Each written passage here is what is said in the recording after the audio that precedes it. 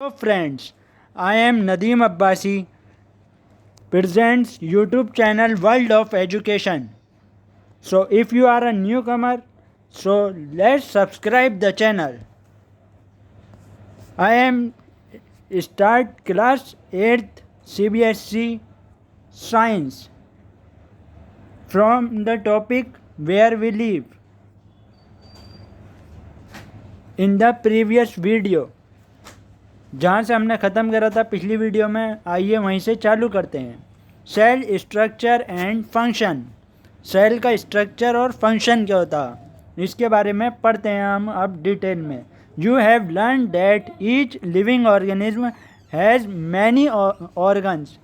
आपने ये याद कर चुके हैं, ये पढ़ चुके हैं, जो लिविंग ऑर्गेनिज्म है उसके अंदर बहुत सारे ऑर्गन्स हैं, ये जानते हैं आप। You have studied in class 8th about the class 7th about the digestive organs which together constitute the digestive system. Digestive organs के बारे में आपने पढ़ा था, जो कि क्या बनाते हैं, डाइजेस्टिव सिस्टम बनाते हैं, पूरा मिलकर डाइजेस्टिव सिस्टम बनाते हैं। Each organ in the system perform different functions such as digestion, assimilation and absorption. और हर कोई सा ऑर्गन जो होता है हमारी बॉडी में परफॉर्म डिफरेंट फंक्शन, वो अलग अलग फंक्शंस करता है, जैसे कि डाइजेशन हो गया, एसिमिलेशन हो गया एंड एब्जॉर्प्शन हो गया। पचाना, खाने को पचाना यानी पाचन तंत्र करता हमारा वो डाइजेशन, एसिमिलेशन और absorption. Similarly different organs of a plant perform specific या और स्पेशलाइज्ड फंक्शंस। ऐसे ही प्लांट पेड़ ऐसे ही करते हैं जैसे हमारी बॉडी में ऑर्गन्स करते हैं खाना पचाने का काम, वैसे ही पेड़ प्लांट्स के अंदर भी ऐसे ही फंक्शंस होते हैं। For example roots help in the absorption of water and minerals. जो पेड़ की जड़ें होती हैं वो क्या एब्जॉर्ब करती, क्या सोखती हैं ज़मीन से, मिट्टी से, मिनरल्स पानी और water. Leaves as you have learn in class 7th are responsible for synthesis of food. पत्तियाँ जो होती हैं, जैसा कि आपने क्लास 7th में पढ़ा था, वो किस लिए काम में आती हैं, खाना सिंथेसाइज करने के काम में आती हैं, खाना बनाने के काम में आती हैं। Each organ is further made up of smaller parts called tissue. हर कोई सा ऑर्गन किसका, छोटे छोटे पार्ट्स का बना हुआ होता है, जिसको क्या कहते हैं, tissue, tissues. A tissue is a group of similar cell performing a specific function. और टिश्यू क्या होता, टिश्यू होता ग्रुप यानी एक झुंड समझ लीजिए एक सेल्स का। तो सेल्स से मिलकर क्या बना हमारा टिश्यू, और टिश्यू से मिलकर हमारा क्या बना ऑर्गन। तो सेल्स जो होती है हमारी, वो बहुत सारी एक जैसी सेल्स होती हैं, वो इकट्ठा हो जाती हैं, एक ग्रुप में हो जाती हैं और फिर वो टिश्यू बना लेती हैं, और वो कोई किसी काम करने में लग जाती हैं, कोई एक स्पेसिफिक काम। पहली release that an organism is made up of tissues which in turn are made up of cells. Organs किसका बना हुआ था, टिश्यू का, और टिश्यू किसके बने हुए होते हैं, सेल्स के। The cells in a living organism is the basic structural unit.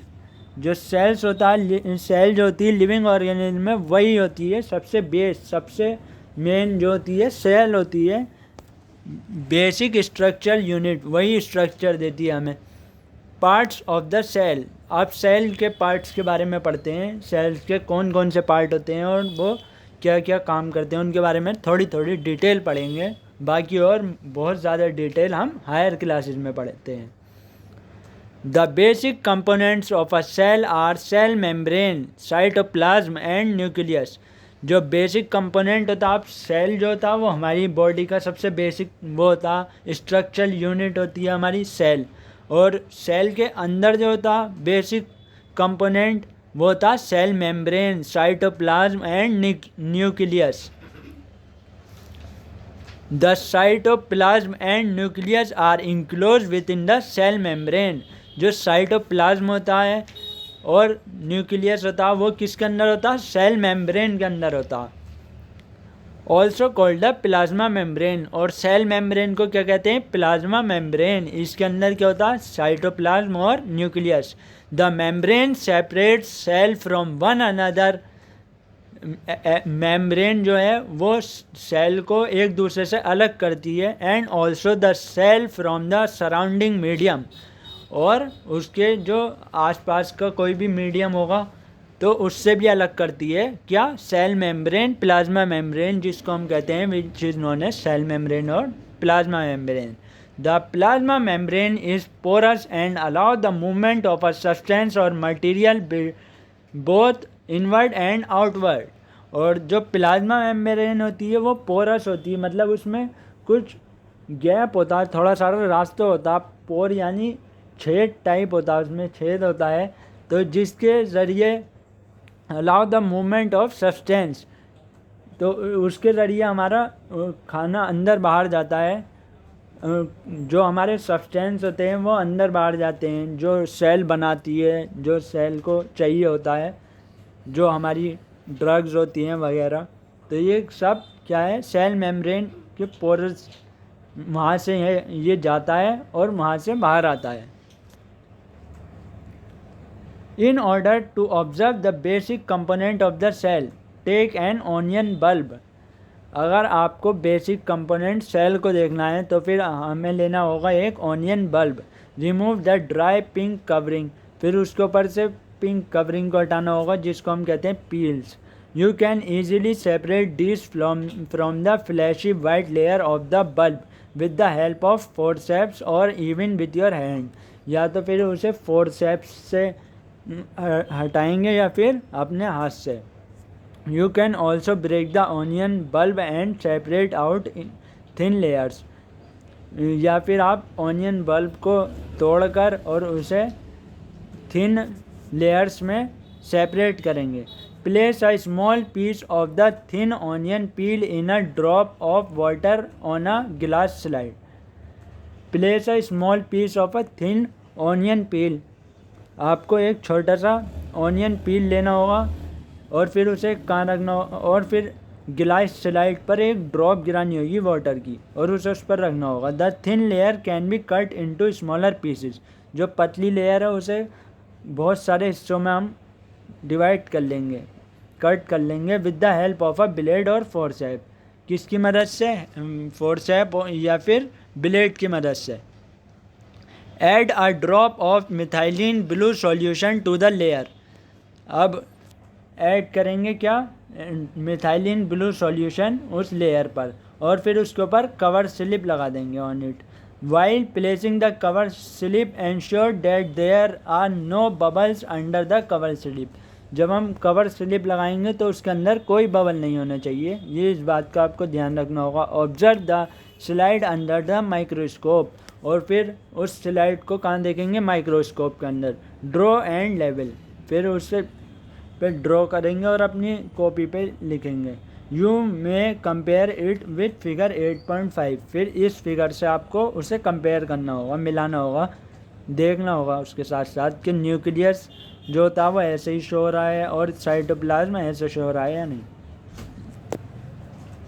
The boundary of the onion cells is the cell membrane covered by another thick covering called the cell wall। जो boundary होती है cell onion cell की is the cell membrane, वो क्या होती है? Cell membrane होती है। Covered by another thick covering called the cell wall, और फिर उसके बाद उसके ऊपर एक और थिक कवरिंग चढ़ी हुई होती है कॉल्ड द सेल वॉल। उसको क्या कहते हैं? सेल वॉल कहते हैं, जो कि हमारे अंदर प्रेजेंट नहीं होती है, एनिमल्स में भी प्रेजेंट नहीं होती। The central dense round body in the centre is called the nucleus. और जो सेंटर में ये देख रहे हैं आप, ये पूरी सेल हो गई। अब इसके अंदर ये जो है ये क्या हो गया? न्यूक्लियस। जैसे ये है इस सेल का, इस सेल का ये है। तो ये क्या हो गया, डेंस बॉडी है, डेंस है और राउंड है, आप देख सकते हैं, तो बिल्कुल बीच में है, तो इसको क्या कहेंगे, nucleus. The jelly like substance between the nucleus and the cell membrane is called cytoplasm. और ये इसके बीच में ये होती है जेली लाइक सब्सटेंस, ये क्या है, इसके न्यूक्लियस, ये सेल मेम्ब्रेन हो गई, ये हो गया न्यूक्लियस। अब इसके बीच में ये जो है ये क्या है, साइटोप्लाज्म, जैसे ये लिखा हुआ है साइटोप्लाज्म, ये न्यूक्लियस हो गई, ये न्यूक्लियस है, ये साइटोप्लाज्म है, और ये सेल वॉल है, ये जो लाइनिंग जो है ये सेल वॉल है, cell membrane. I want to know why plant cell need cell wall. मुझे ये जानना है कि प्लांट सेल में क्या ज़रूरत है सेल वॉल की। You have learn earlier that the cell membrane give shape to the cell. You have learn earlier that the cell membrane give shape to the cell. आपने ये पहले पढ़ा था कि सेल मेम्ब्रेन क्या देती है सेल को, shape. In addition to the cell membrane there is an outer thick layer in cells of the plant called cell wall. और उसके साथ साथ सेल मेम्ब्रेन के साथ साथ उसके बाहर एक मोटी लेयर होती है जिसको हम क्या कहते हैं, cell wall. This additional layer surround the cell membrane is required by the plant for protection. वो प्लांट की सेल मेम्ब्रेन को एक प्रोटेक्शन देती है, इस वजह से सेल मेम्ब्रेन को प्रोटेक्शन देती है सेल वॉल, तो इस वजह से उसे प्रोटेक्शन का देने का काम करती है ये सेल वॉल सेल मेम्ब्रेन को, तो इसलिए ये ज़रूरी है, इसलिए इन्हें इनकी ज़रूरत है। Plant cell need protection against variation in temperature, high wind speed, atmospheric moisture etcetera.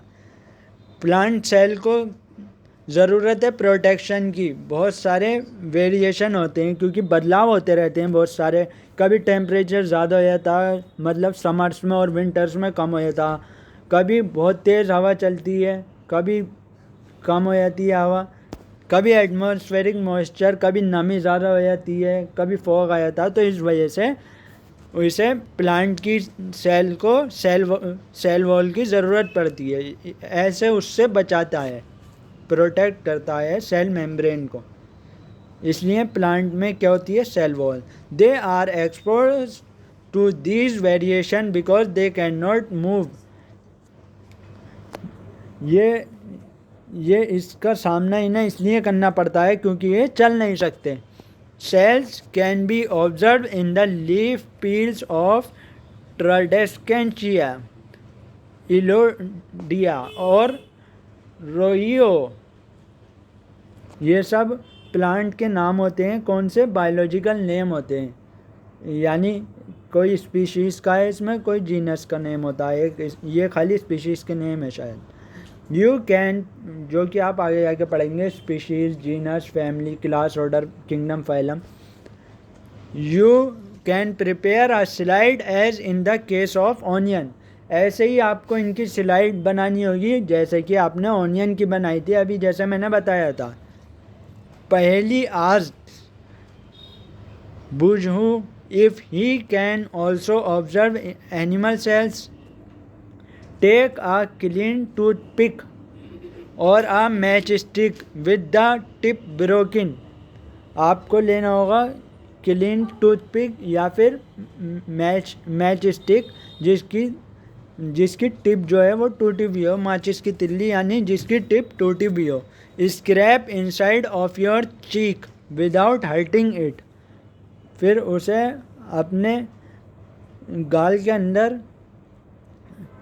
Scrap करना होगा, घिसना होगा, विदाउट हर्टिंग, बिना नुकसान पहुँचाए। Place it in a drop of water on अ गिलास स्लाइड। फिर उसे गिलास स्लाइड को एक ड्रॉप डालनी होगी पानी की गिलास स्लाइड पे और फिर वहाँ रखना होगा। Add a drop of iodine. फिर उसके बाद उसे आयोडीन की ड्रॉप डालनी होगी। And place a cover slip over it. फिर उसके बाद एक कवर स्लिप चढ़ानी होगी आपको उसके ऊपर।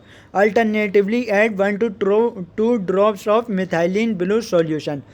उसके बाद ऐड करना होगा 1 से 2 drop methylene blue solution. Observe it under the microscope, फिर उसके बाद उसे माइक्रोस्कोप के अंदर देखना होगा। You may notice several cells in the scrap materials, फिर आपको दिखेगा कुछ cells scrap material, several cells in the scrap material,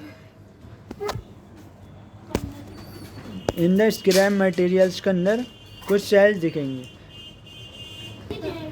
You can identify the cell membrane, the cytoplasm and nucleus. A cell wall is absent in the animal cells. Cell wall जो होती है वो animal cell में नहीं होती। You can, यहाँ से आप पहचान सकते हैं सेल मेम्ब्रेन को, साइटोप्लाज्म को और न्यूक्लियस को।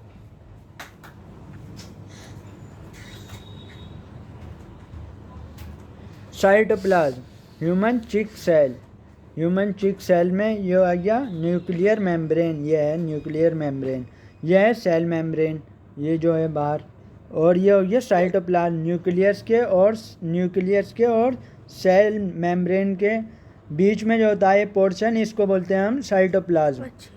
और ये आ गया हमारा न्यूक्लियस। ये क्या है? ह्यूमन चिक, यानी आपका गाल, उसकी जो सेल जो होती है माइक्रोस्कोप के अंदर दिखेगा आपको ऐसा स्ट्रक्चर।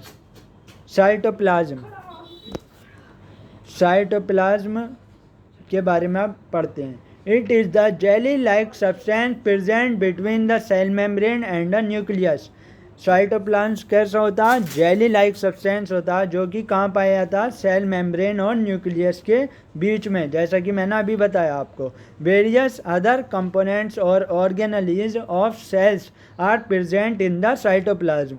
और बहुत सारे और दूसरे कंपोनेंट्स होते हैं, ऑर्गेनेलीज होते हैं ऑफ सेल्स में, are present in the cytoplasm. और वो कहाँ प्रेजेंट होते हैं? साइटोप्लाज्म में। और बहुत सारे ऑर्गेनिज्म होते हैं, जैसे राइबोसोम हो गए, माइटोकॉन्ड्रिया, ये आप आगे पढ़ेंगे हायर क्लासेज में। दीज आर माइटोकॉन्ड्रिया, इनके बारे में डिटेल आप हायर क्लासेज में पढ़ेंगे। These are mitochondria, Golgi bodies, ribosome etcetera, जैसा मैंने अभी बताया। You will learn about them in later classes, ये भी मैंने आपको पहले ही बता दिया। Nucleus, it is an important component of the living cell. Nucleus जो है सबसे महत्वपूर्ण यानी बहुत ज़रूरी हिस्सा है लिविंग सेल्स के अंदर। It is generally spherical and located in the centre of the cell. ये जनरली कैसा होता है? स्पेरिकल होता है और located in the centre of the cell, और सेल के बिल्कुल बीच में प्रेजेंट होता है ज़्यादातर। It can be stained and seen easily with the help of microscope. इस पर स्टेन कराया था, मतलब या फिर डाई कराया था या कलर कराया था, यानी एक तरीके से ऐसे समझ लीजिए नॉर्मल लैंग्वेज में, तो कलर करके जब हम इसे बहुत आसानी से देख सकते हैं माइक्रोस्कोप की हेल्प से। Nucleus is separated from the cytoplasm by a membrane called the nuclear membrane. अब न्यूक्लियस के ऊपर भी एक लेयर होती है, तो उसको कहते हैं न्यूक्लियर मेम्ब्रेन। तो न्यूक्लियर अलग है साइटोप्लाज्म से, वो कैसे? उसके ऊपर मेम्ब्रेन उसे सेपरेट कर देती है, न्यूक्लियस के अंदर के पोर्शन को और बाहर साइटोप्लाज्म को। जैसा कि ये है सेल मेम्ब्रेन और ये है न्यूक्लियर मेम्ब्रेन, ये है साइटोप्लाज्म। तो ये न्यूक्लियर मेम्ब्रेन जो है न्यूक्लियस को कवर कर रही है, और ये किसके बीच में है? साइटोप्लाज्म के और न्यूक्लियस के जो अंदर का पोर्शन होता है उसके बीच में। This membrane is also porous, ये भी पोरस होती है जैसे कि सेल मेम्ब्रेन होती है। And allow the movement of material between the cytoplasm and the inside of the nucleus, और ये मूवमेंट करवाती है साइटोप्लाज्म के और सेल के बीच में, सेल के अंदर जाने का, जैसे वो करवा रही थी, जैसे उसके बीच में ये पोरस जो जगह थी उसके बीच में मूवमेंट हो रहा था, वैसे ही यहाँ हो रहा है। With a microscope of higher magnification we can see a smaller spherical body in the nucleus. कोई हम माइक्रोस्कोप लेंगे जो कि हायर मैग्निफिकेशन होगा, मतलब जिसकी हाई पावर होगी, जो बहुत ज़्यादा पावर का होगा, बहुत ज़्यादा मैग्निफिकेशन होगा, मतलब उसका lens we can see a smaller spherical body in the nucleus. फिर हमें न्यूक्लियस के अंदर भी स्मॉलर बॉडी दिखेंगी, उसको हम क्या कहेंगे? It is also called nucleolus. Nucleolus, it is called the nucleolus, उसको हम क्या कहते हैं? Nucleolus. In addition nucleus contain thread like structure called chromosome. फिर न्यूक्लियस के अंदर थ्रेड यानी धागे की तरह एक धागे के जैसे स्ट्रक्चर होते हैं, उसको हम क्या कहते हैं? क्रोमोसोम। दिस कैरी जीन्स, और फिर इसके अंदर क्या होती है? Genes and help in inheritance और transfer of characters from the parents to the offspring. और फिर उस वो क्या मदद करती हैं? इनहेरिटेंस या फिर ट्रांसफ़र ऑफ कैरेक्टर, यानी फ्रॉम पेरेंट टू ऑफस्प्रिंग, यानी माँ बाप से बच्चों में कैरेक्टर जाते हैं इसके ज़रिए, जीन्स के ज़रिए, जो कि काय के अंदर होते हैं? किस चीज़ के अंदर? क्रोमोसोम के। और क्रोमोसोम किसके अंदर होते हैं? न्यूक्लियस के। और न्यूक्लियस किसके अंदर होता? न्यूक्लियस होता सेल के अंदर। और सेल से सेल क्या बनाती है मिलके? टिश्यू। और टिश्यू क्या बनाता है मिलके? ऑर्गन क्या बनाता है? Organ system. और ऑर्गन सिस्टम से क्या बनती है? Body. So let's begin from the chromosome can be seen only when the cell divides. जो क्रोमोसोम दिखते हैं, can be seen only when the cell divides. Chromosome जब ही दिखते हैं जब सेल डिवाइड करती है। Gene is a unit of inheritance in living organism. Gene जो है unit of inheritance in living organism. Gene ऐसी यूनिट है जो कि इनहेरिट यानी माँ बाप से बच्चों में आती है, लिविंग ऑर्गेनिज्म है। It control the transfer of a hereditary characteristic from parents to offspring. तो वो ख़ानदानी असर जिसको कहते हैं नॉर्मल लैंग्वेज में, आम भाषा में, तो वो ये है। This means that your parent pass some of their characteristic on to you. If your father has brown eyes you may also have brown eyes. जैसे कि आपके पापा के किसी के ब्राउन आइज हो, तो वो किसी के अगर वो इनहेरिट होती हैं तो फिर उसके चाइल्ड के भी क्या होंगी? ब्राउन आइज होंगी। ऐसा आपने अक्सर ज़्यादातर देखा होगा। बहुत सारे कैरेक्टर होते हैं अलग अलग, जैसे if your mother has curly hairs, या फिर आपके मदर के मम्मी के बाल जो हैं घुंघरालू टाइप हैं, तो you might also end up having curly hairs. फिर आपके भी कैसे बाल होंगे? कर्ली हेयर्स होंगे। However the different combination of genes from parents result in different characteristic. हालांकि जो अलग अलग जीन्स मिलती हैं फ्रॉम पेरेंट्स, कुछ मम्मी से कुछ पापा से, तो फिर रिजल्ट इन डिफरेंट कैरेक्टरिस्टिक, फिर उससे बहुत अलग अलग कैरेक्टरिस्टिक भी आ जाती हैं। Nucleus in addition to its role in inheritance, nucleus भी अलग रोल करता है इनहेरिटेंस में। Act as control centre of the activities of the cell. वो है जो न्यूक्लियस क्या है? कंट्रोल सेंटर है, वहीं से सब कुछ कंट्रोल होता है सेल्स की एक्टिविटी का। Control centre of the activity of the cell. The entire content of a living cell is known as protoplasm. जो पूरा कंटेंट होता है लिविंग सेल्स का, तो वो क्या होता? Also known as protoplasm. It include the cytoplasm and the nucleus. तो वो क्या होता? साइटोप्लाज्म भी उसके अंदर आया था और न्यूक्लियस भी। Protoplasm is called the living substance of the cell. Protoplasm क्या होता? लिविंग सब्सटेंस होता सेल का। Paheli wants to know if the structure of the nucleus is the same in cells of plants, animals and bacteria. पहेली जानना चाहती है जो structure है, if the structure of the nucleus is the same in the cells of plants, animals and bacteria. The nucleus of the bacterial cell is not well organized like the cell of multicellular organism. जो nucleus होता है bacterial cells का, वो उसकी तरह organise नहीं होता जैसा कि मल्टीसेलुलर ऑर्गेनिज्म का होता है.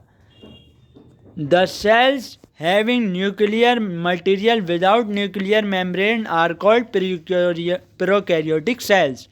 जो सेल्स होती हैं जिनके ऊपर न्यूक्लियर मटेरियल नहीं होता, न्यूक्लियर मटेरियल के ऊपर न्यूक्लियर मेम्ब्रेन नहीं होती, तो उसको कहते हैं प्रोकैरियोटिक सेल्स.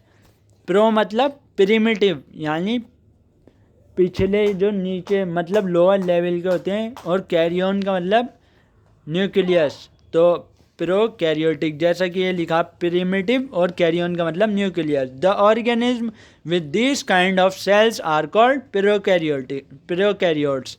जिनके अंदर ऐसी सेल्स होती हैं जिनके ऊपर न्यूक्लियर मेम्ब्रेन नहीं होती, न्यूक्लियर मेम्ब्रेन नहीं होती, तो वो कैसी हो गई? Prokaryotic cells. और प्रोकैरियोटिक सेल्स जिसमें होती हैं उसको हम क्या कहते हैं? प्रोकैरियोट्स. प्रोकैरियोट्स इससे दो वर्ड से मिल के बना है, प्रो और कैरियोट्स. प्रो का मतलब प्रिमिटिव और कैरियन का मतलब nucleus. Example are bacteria and blue green algae. इसके उदाहरण यानी एग्जाम्पल आ गए इसके बैक्टीरिया और blue green algae. The cells like onion cells and chick cells having well organized nucleus with a nuclear membrane are designated as eukaryotic cells. जो sales हैं जैसे कि प्याज की सेल हो गई, या फिर आपके चीक यानी गाल की सेल हो गई, हैविंग वेल ऑर्गेनाइज न्यूक्लियस. इसके अंदर बहुत बढ़िया ऑर्गेनाइज, बिल्कुल ऑर्गेनाइज होता है इसका न्यूक्लियस, न्यूक्लियर मेम्ब्रेन के साथ. Are design as eukaryotic cell. Eu का मतलब हो गया ट्रू, यू का मतलब हो गया ट्रू, और कैरियन का मतलब न्यूक्लियस, यानी इसमें ट्रू न्यूक्लियस होता है. इसका न्यूक्लियस बिल्कुल वेल ऑर्गेनाइज होता है, मतलब बढ़िया तरीके से मेंटेन होता है. All organism other than bacteria and blue green algae are called eukaryotes. और जितने भी ऑर्गेनिज्म हैं इस दुनिया में, तो वो बैक्टीरिया और ब्लू ग्रीन एल्गी को छोड़कर सबके पास क्या है? सब क्या हैं? यूकैरियोट्स, यानी ट्रू न्यूक्लियस. उसके न्यूक्लियर मेम्ब्रेन उसमें बढ़िया से वेल ऑर्गेनाइज होती है. While observing the onion cells under the microscope, did you notice any blank looking structure in the cytoplasm? जब आप देखते हैं एक प्याज की सेल को माइक्रोस्कोप के अंदर, क्या आप कुछ खाली दिखने वाली जगह को देखते हैं, खाली दिखने वाला स्ट्रक्चर को देखते हैं in cytoplasm? It is called vacuole. खाली दिखने वाला जो स्ट्रक्चर होता है तो वो क्या कहलाया जाता है? Vacuole. It could be single and big as in onion cell. या वो एक होता है या फिर बहुत बड़ा एंड बिग एज, और बड़ा होता है जैसा कि प्याज की सेल में होता है. चिक सेल्स हैव स्मॉलर वैक्यूल्स. और चिक सेल्स जो होता है, गाल की हमारी जो सेल होती है, हैव स्मॉलर वैक्यूल्स, उसका छोटा वैक्यूल होता है. और ऑनियन सेल का बिग वैक्यूल होता है, बड़ा होता है, इसका छोटा होता है vacuole. Large vacuole are common in plant cells. बड़े वैक्यूल जो हैं वो आम बात है प्लांट की सेल में, पेड़ की सेल में. Vacuoles in animal cell are much smaller. Vacuoles animal cell में बहुत छोटे होते हैं. You might have notice several small colored bodies in the cytoplasm of the cell of Tradescantia leaf. आपने नोटिस करा होगा स्मॉल कलर बॉडी, छोटी रंगीन body in the cytoplasm of cell. किसके? ट्रेडेस्केंशिया लीफ के साइटोप्लाज्म में. They are scattered in the cytoplasm of the leaf cells. ये बिखरा हुआ होता है साइटोप्लाज्म में, लीफ सेल के, पत्ती वाली सेल में, इस प्लांट के. These are called plastid. इसको क्या कहते हैं हम, plastid. They are of different colours, ये अलग अलग कलर के होते हैं। Some of them contain green pigment are called chlorophyll, जिनके अंदर ग्रीन पिगमेंट होता है, हरा पिगमेंट पाया जाता है, उसको कहते हैं chlorophyll. Green colour plastid are called chloroplast, और ग्रीन कलर का जो प्लास्टिड्स होता है उसको कहते हैं chloroplast. They provide green colour to the leaves, ये यही तो देते हैं पत्तियों को उनको क्या, हरा colour. You may recall that chlorophyll in the chloroplast of leaf is essential for photosynthesis. आपको ये याद करना होगा जो क्लोरोफिल जो प्रेजेंट होता है क्लोरोप्लास्ट में, पत्तियों के, लीव्स के, वो किस काम में आता है, फोटोसिंथेसिस के। So friends, thank you and subscribe my channel world of education for more educational videos.